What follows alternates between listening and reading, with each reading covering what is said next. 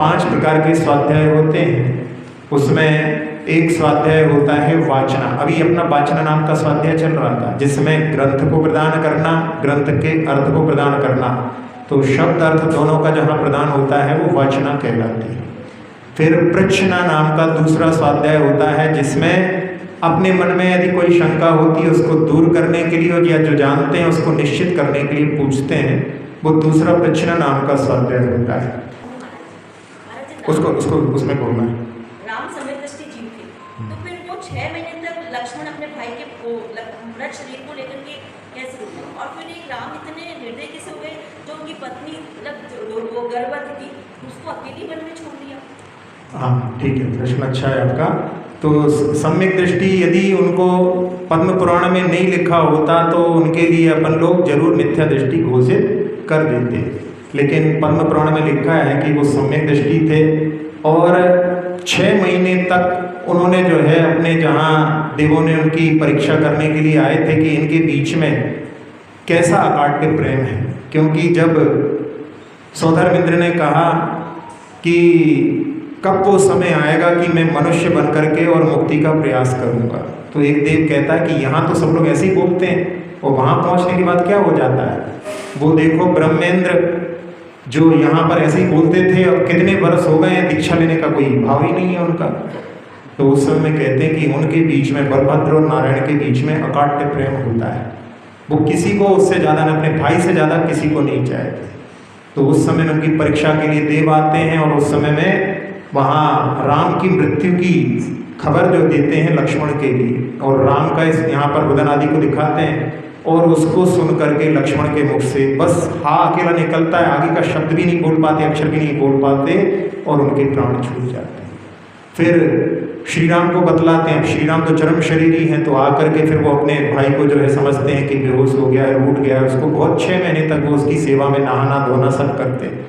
बाद में फिर जो कृतांत वक्त्र उनके सेनापति रहते हैं, और जिस जो पक्षी जो जटायु को उन्होंने नमोकार मंत्र सुनाया था, वो स्वर्ग में देव बना था, वो वहाँ से आकर के इन दोनों आकर के इनको संबोधित करते हैं। तब इनका जो है उनके प्रति के ये जो मरण को प्राप्त हो गए हैं, उनका अंतिम क्रियाक्रम करते हैं।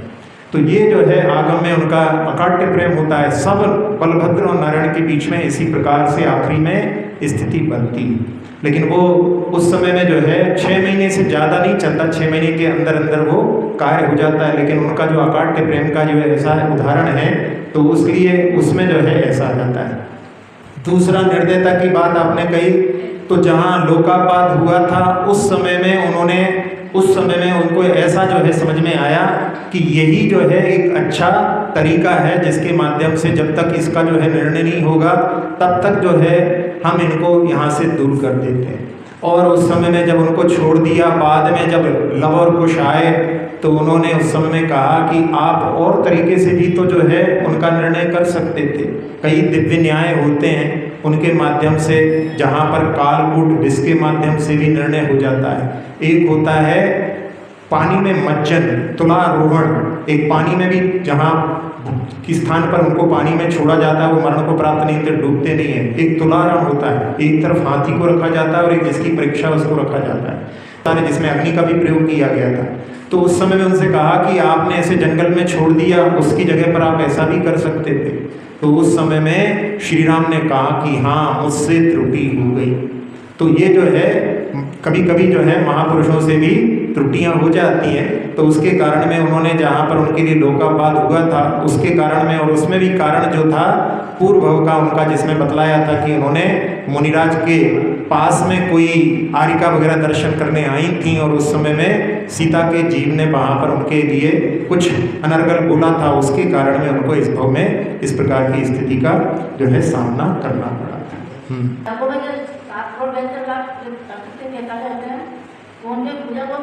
नरकों में नहीं होते, वो पहले नरक में ही वहाँ पर 3 भाग हैं, तो खर भाग, पंख भाग और अबहुल भाग।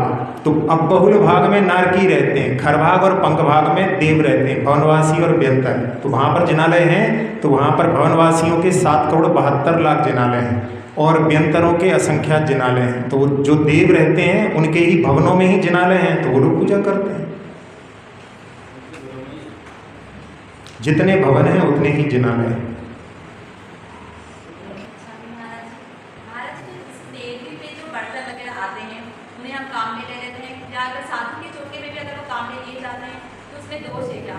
और एक और है, मतलब हमारी कोई रिश्तेदार है तो उनके यहाँ से ना चवर आए थे चांदी के चवर देवी पे बांटे गए थे, तो वो हम डेली मंदिर में लेके जाते हैं और शांति धारा के बाद में उनका उपयोग करते हैं, तो क्या वो भी गलत है? हाँ, मेरी दृष्टि से तो जो है मतलब चवर वगैरह उन्होंने दिए हैं तो इसमें जो है आपकी आराधना करने के लिए उसमें कोई बाधा मुझे तो प्रतीत नहीं होती।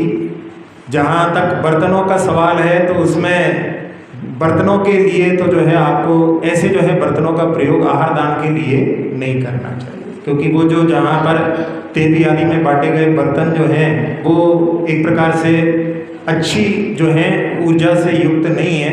उनका यदि आप प्रयोग करेंगे तो उससे जो है स्वास्थ्य आदि के ऊपर प्रतिकूल प्रभाव पड़ सकता है। जहाँ चवर आदि का है तो वो आपके भक्ति के लिए प्रयोग करने में उनका मेरी समझ से तो कोई बाधा नहीं। हाँ, कल महावीर भैया ने एक प्रश्न किया था, उसी में जो है आगे बढ़ा करके कि उन्होंने पूछा था कि जब मंदिर से बाहर जाते हैं तो उस समय में अपने को भगवान को पीठ नहीं दिखानी चाहिए। उसी में एक आगे ये भी है कि अपने को भगवान के दर्शन एकदम सामने खड़े होकर के नहीं करना चाहिए।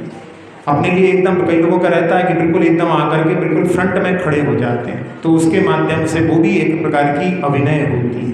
अपने लिए दर्शन करने के लिए हमेशा से जो है भगवान के दाईं तरफ या बाईं तरफ, जहाँ दक्षिण में ऐसी प्रथा है कि जहाँ भगवान के नीचे वहाँ पर यक्ष यक्षी वगैरह बने रहते हैं, तो उसमें जिस तरफ यक्ष रहता है उस तरफ से पुरुष वर्ग दर्शन करता है और जिस तरफ यक्षी रहती है उस तरफ से महिलाएं दर्शन करती हैं। तो इसके माध्यम से यानी जहाँ एकदम सामने से खड़े होकर के जो है दर्शन करना, क्योंकि एकदम बीच का जो स्थान है वो एक रहेगा और जहाँ बहुत सारी दिशाओं विदिशाओं में बहुत सारे जो हैं एंगल बन सकते हैं, तो कहीं से भी खड़े होकर के यदि अपन बगल में से दर्शन करेंगे तो बहुत सारे लोग दर्शन कर सकते हैं, लेकिन एकदम सामने खड़े हो जाओ तो उसमें जो है दूसरों के लिए बाधा हो सकती है। इसलिए इसका भी अपने को ध्यान रखना चाहिए।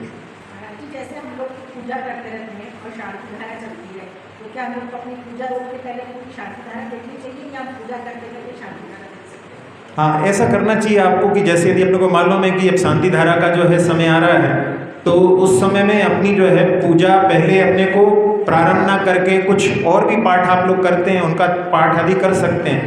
एक बार अपन पूजा प्रारंभ कर दो तो फिर पूजा को संपन्न करना चाहिए। उसके बाद में फिर हमारी आधी पूजा हो गई और फिर शांति धारा नहीं, आधी पूजा नहीं, तो कह रहे ना कि अपने लिए जो है पहले से ऐसा ध्यान करके कि भाई अब यहाँ पे शांति धारा होने वाली है, तो अपने को जो है पूजा में अभी इतना समय लगेगा उसका अपने को समझ में आ जाए तो अपन पूजा प्रारंभ करें, लेकिन पूजा को बीच में नहीं छोड़ना चाहिए। पूजा करते पूजा को संपन्न करने के बाद में ही या फिर अपनी आपको ऐसा लगता है तो उसी जगह पर खड़े होकर के अपन जो है वहाँ से मतलब पूजा को विराम देकर, लेकिन पूजा छोड़ करके फिर यदि अपन यहाँ करके शांति धारा देखने आए तो वो ठीक नहीं है। कैसे हम नहीं पूजा करते हैं तो शांति धारा हाँ, तो उसमें कोई दिक्कत नहीं है। शांति धारा में जो है इतनी देर तक के लिए अपन जैसे अपन ने उसमें जो है वहाँ पर रोक करके शांति धारा में वहीं बैठे बैठे अपने को कोई बाधा नहीं है, लेकिन उसको छोड़ करके जाना ठीक नहीं।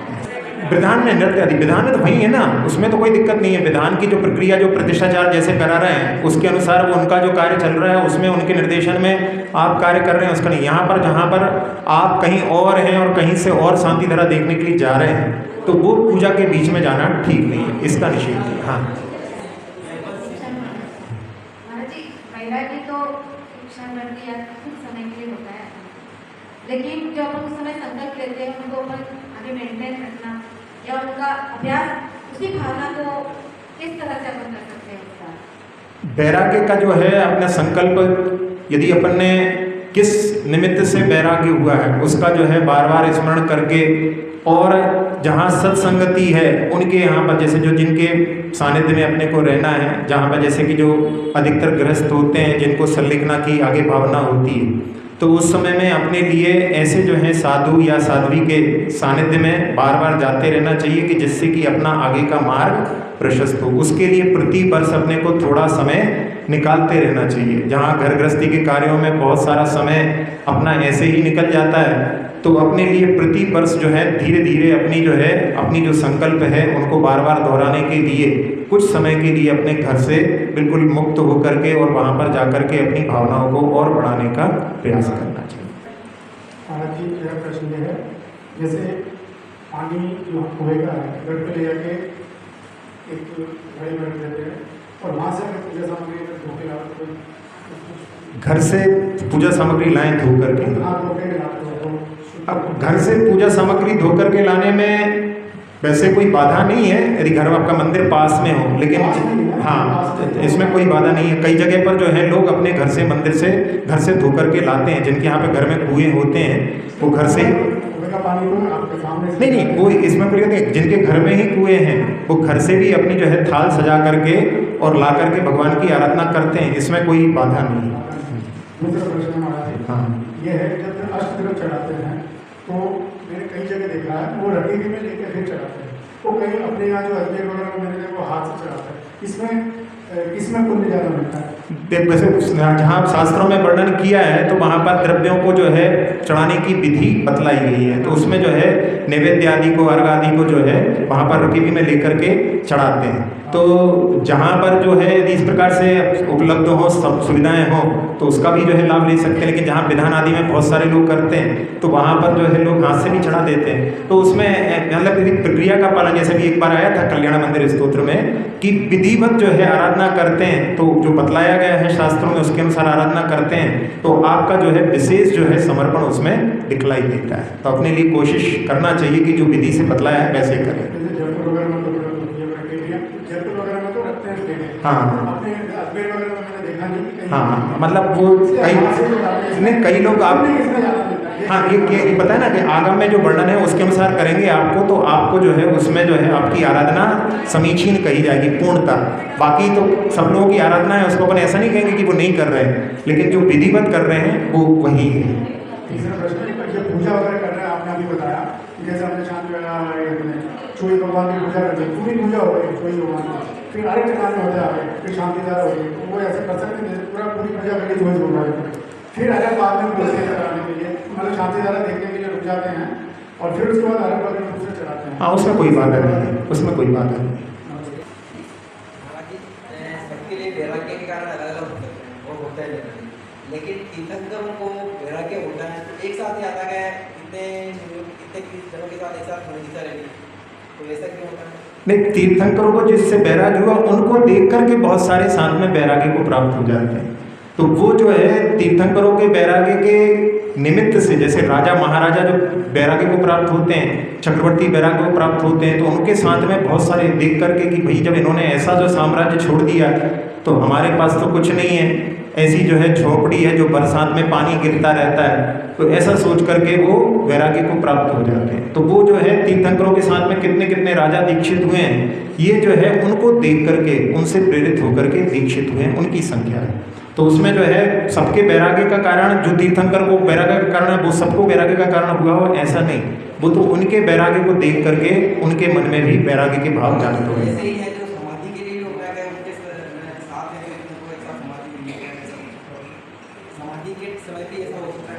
कैसा? जैसे तीर्थंकर को मोक्ष हुआ है, हाँ के साथ औरों को भी मोक्ष हुआ है। नहीं अब सब ये देखो जहाँ पर आप लोग जो सम्य शिखर की कूट पर जाते हैं वहाँ पर लिखा है कि इतने सारे मोक्ष गए, तो ये जो है एक साथ में मोक्ष जाने की संख्या नहीं है। उस कूट से अलग अलग समय में चौथे काल के अंत तक जहाँ तक जो मतलब निर्वाण प्राप्त करने की जिनमें सामर्थ्य थी वहाँ पर पहुँच करके जिन्होंने महामुक्ति को प्राप्त किया उन सबकी संख्या वहाँ पर एकत्रित करके लिखी है, क्योंकि अपने यहाँ आगम में सिद्धांत है कि 6 महीने में 608 से ज़्यादा मुक्त नहीं होते।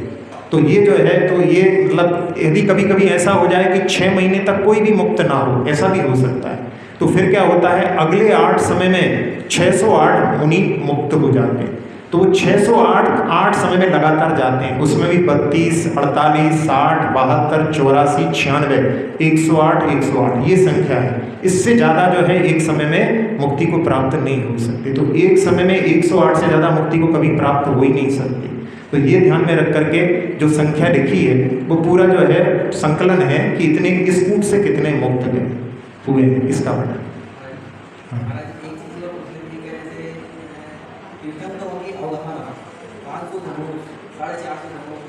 तो उनके हिसाब से जो धरती थी या पृथ्वी उसका साइज में अभी परिवर्तन हुआ, जैसे पहाड़ियाँ वगैरह में या जैसे तीर्थंकरों के आता है 450 धनुष। देखो इसमें तो जो है ना अपने लिए एक ज़्यादा दिमाग नहीं लगाना चाहिए, उसको समझना चाहिए केवल इस दृष्टि से कि एक जहाँ नेमिनाथ भगवान की जो अवगाहना है वो बतलाई गई है अपने शास्त्रों में कि उनकी अवगाहना थी 10 धनुष।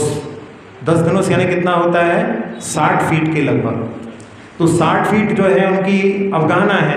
और आप लोगों को शायद मालूम हो कि जहाँ द्वारिका में जो समुद्र में डूबी हुई है, अभी कुछ दिनों पहले मोदी जी भी उसमें डुबकी लगा करके आए थे, तो वहाँ पर जो भवन मिले हैं उनमें 70 फीट के दरवाजे हैं।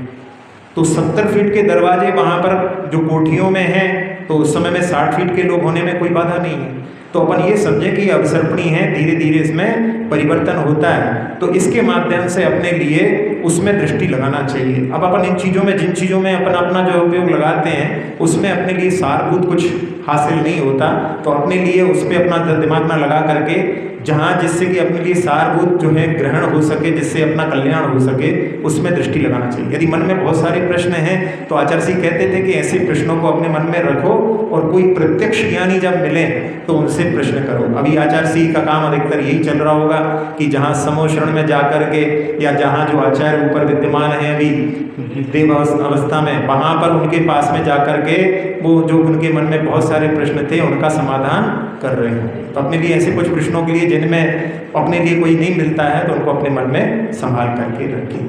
चलिए अब थोड़ा सा हम ध्यान करते हैं।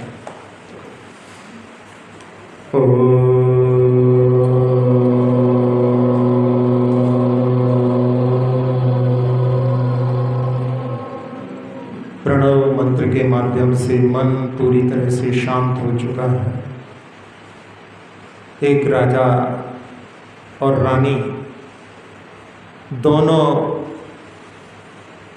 कोई खेल खेलते थे और रानी अपने पीहर से एक तोते को लेकर के आई थी। वो तोता, उसका पालतू तोता बहुत चतुर था और जहाँ राजा रानी खेलते समय में जहाँ खेल में हार जीत होती है तो वो अपने मुंह में जहाँ कुछ लिखने वाला पदार्थ जैसे चौक आदि होता है, खड़िया मिट्टी आदि, उसको लेकर के बोर्ड पर लाइन खींचता था। तो जब राजा जीतते थे तो एक लाइन खींचता था और रानी जीतती थी तब वो 2 लाइन खींच देता था। जब राजा की दृष्टि गई तो राजा ने क्रोधित होकर के कि ये जो है तोता तो चीटिंग करता है, यानी इसका जो है साथ देता है, और इतना गुस्सा आया कि राजा ने उस तोते को गर्दन मरोड़ दी। क्रोध ऐसा होता है, व्यक्ति अंधा हो जाता है। और बाद में कालांतर में राजा को वैराग्य हुआ और जहाँ मुनिराज ध्यानस्थ अवस्था में थे तो वो जो तोता उस समय में मरण को प्राप्त हुआ था वो यक्ष की पर्याय में जाकर के उत्पन्न हुआ था और आकर के महाराज के ऊपर वो उपसर्ग करता है। और उस उपसर्ग में भी महाराज समता के साथ में ऐसा विचार करते हैं कि पूर्व का लिया हुआ कर्ज वापस लेने आया है और कर्ज चुकाने में भार हल्का होता है, उसमें क्या जो है शोक करना। ऐसा करके उन्होंने अपने आत्म ध्यान में लीनता प्राप्त करके और 4 घातीय कर्मों को नष्ट करके वो केवल्य को उपलब्ध हो गए। बाद में उपदेशों को दे करके उन्होंने मुक्ति को भी प्राप्त किया। ऐसे कई जो हैं केवली उपसर्ग के माध्यम से केवल ज्ञान प्राप्त करते हैं। हर तीर्थंकर के काल में घोर उपसर्ग के माध्यम से जहाँ अंतकृत केवली मुक्ति को प्राप्त कर लेते हैं और जहाँ उपसर्ग केवल ज्ञान को प्राप्त कर लेते हैं, और कुछ ऐसे भी होते हैं मुनिराज जो पंचनोत्तर में जाकर के उत्पन्न होते हैं। तो ऐसे सभी महातपस्वी मुनिराजों की ऊर्जा का आह्वान करने के लिए पुनः एक बार उनका नाद करते हैं।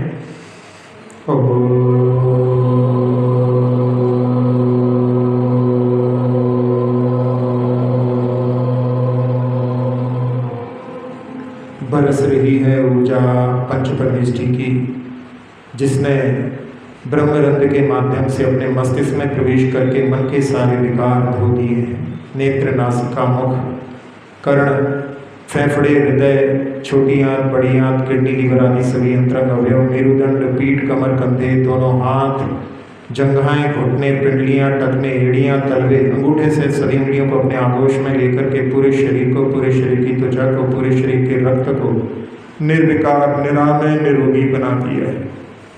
सबको लाभ मिले इस भावना से, उसको पूरे लोक में फैलते हुए देखें। और भावना सुखी रहे सब जीव जगत के, कोई कभी न घबरावे। सुखी रहे सब जीव जगत के, कोई कभी न घबरावे। सुखी रहे सब जीव जगत के,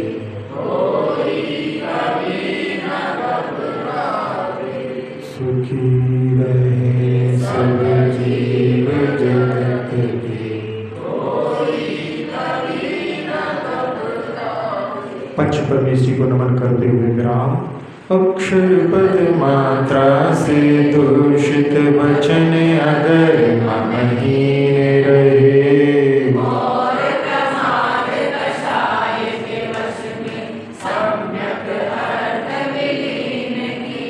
जिन वाणी माता मेरी उन सब त्रुटियों को क्षमा करे।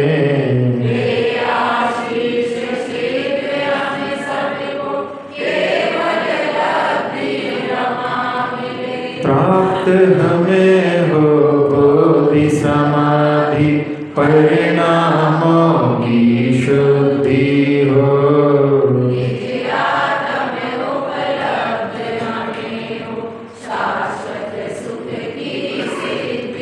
चिंतित वस्तु दात्री माता चिंतामणि उपमा भाति।